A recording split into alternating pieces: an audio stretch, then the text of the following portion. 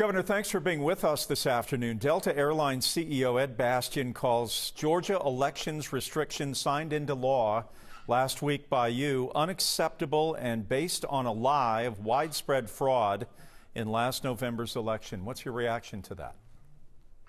Well, I'll refer you to my statement, Jeff, which is pretty lengthy, but I'm very disappointed in that. We've been working with Delta the whole time on this elections bill. None of his team had raised any concerns about the things that we passed in this bill, like making sure that we extended opportunities for people to vote on the weekend, replace an arbitrary signature match with the voter ID requirement that we've had in Georgia for in-person voting since the mid-2000s, make sure that elections officials continuously count until every vote's counted, and many other things. So it's pretty disappointing, but not sure why their position changed. With Mr. Bastian's comments today, do you believe that this will ramp up backlash? Does it put the Major League Baseball All-Star Game at Truist in jeopardy at this point? Well, I don't think it will. I saw Ed's interview earlier on, I think it was CNBC, where he was, they asked him a couple of times, or I guess it was GMA 3, but they asked him a couple of times for specifically what changed in the bill, what he found out that changed his position, and he couldn't really name anything, which tells me a lot that this is just political pressure that he's getting. That's unfortunate, but it doesn't change the fact that this bill gives people more opportunities to vote. It's not disenfranchising anyone, and a lot of the narratives out there that this crowd's pushing that has a financial agenda aren't true. It is said that timing is everything in life. Given the record turnout last November, does that make it difficult to rewrite the rules as far as the election goes in the state? Well, I think you got to really look at what's in the final bill. I mean, that's the problem. People aren't doing that. Obviously, he hasn't taken the time to do that, or he would be pointing out specifics in the bill. But we've never had drop boxes before this election. They were done under emergency rule by the state election board. So if we hadn't taken up the issue of drop boxes in this legislation, that opportunity that people have would have gone away.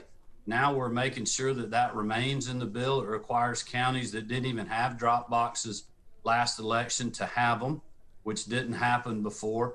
Also, it's going to speed up the process from our elections officials standpoint, make it easier on them counting absentees using the voter ID versus an arbitrary signature match, which is a very cumbersome process. So I would urge people to really understand what's in the bill and not listen to the rhetoric out there like he's done. The provision in this bill states that taking control in local elections. How is that defined? There's a certain ambiguity about how the state becomes involved when it sees issues that it's not satisfied with. How is that defined, do you believe? Yeah, that's an issue that's been batted around a long time, even back to when I was Secretary of State.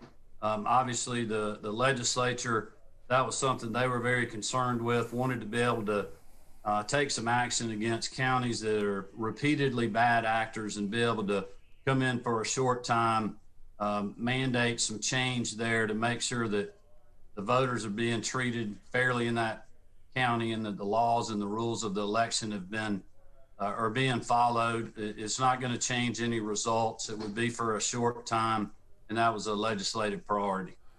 With the early voting time frame, taking a look at that, why is it necessary to make it uniform, thus impacting voting on weekends? Well, I think we strive to have, and we have a uniform system, as you know, Jeff. Every county is following the same rules and procedures. That had gotten out of whack. So that was something that the legislature felt strongly about.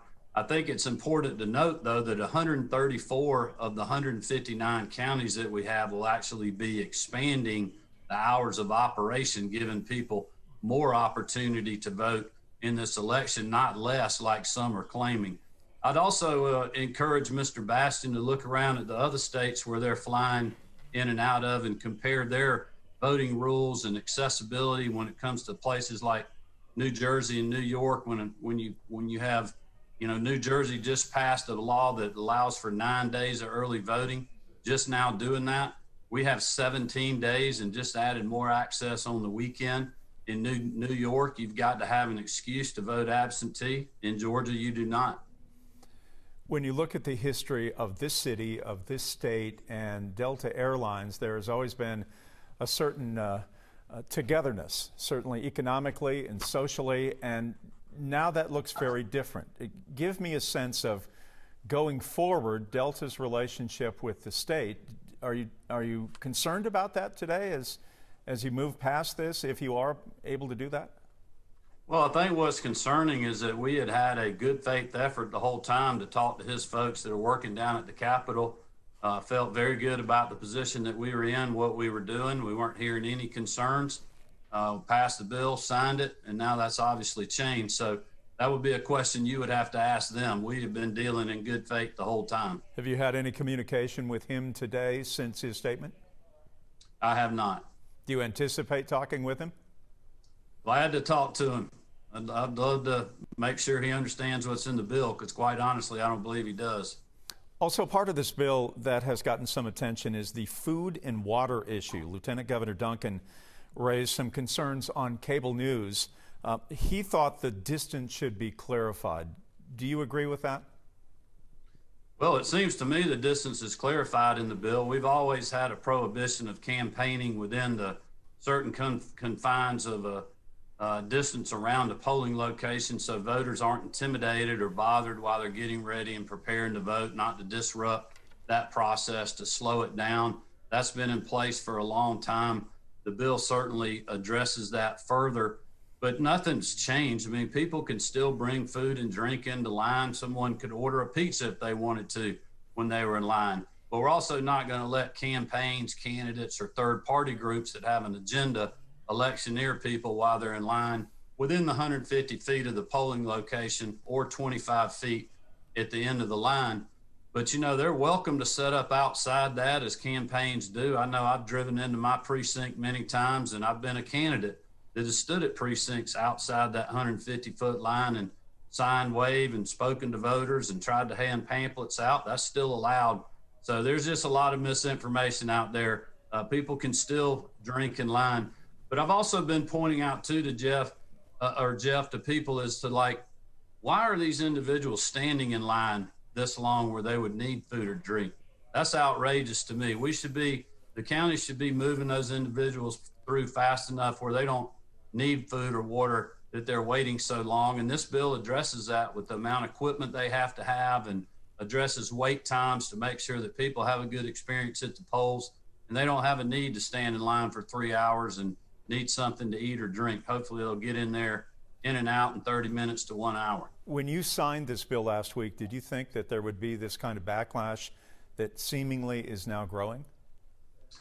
Oh, no question about it. You know, this is in the playbook. If you look back to when the domain name of Jim Crow 2.0 was reserved, nobody even knew what was going to be in the final version of the bill. I think they probably had some perceptions of what it was going to be, but this bill is much different, I think, than what they perceived. But it didn't change their playbook. I think this was their game all along. This is the narrative out there.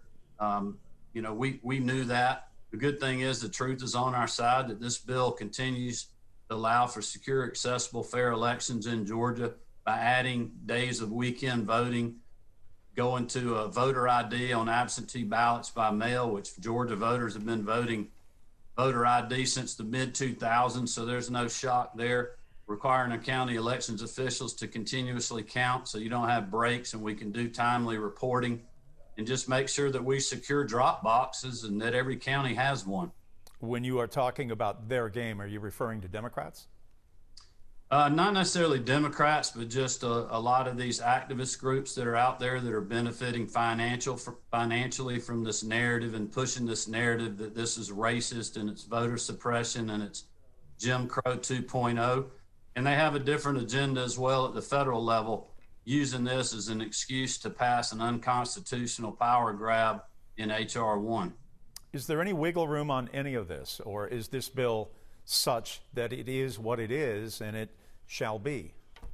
Well, the bill is law now. That process is done. The legislative session ends today. You know, there's always chances things could change between now and midnight. I haven't heard of anything or any other elections related issues. You know, I think the key for us is to continue to just be truthful with people and tell them what's in the bill. And at the end of the day, I believe that the truth, once it gets out there, will be supported by the vast majority of Georgians that support the voter ID requirement and also like the access that we have for early voting in our state.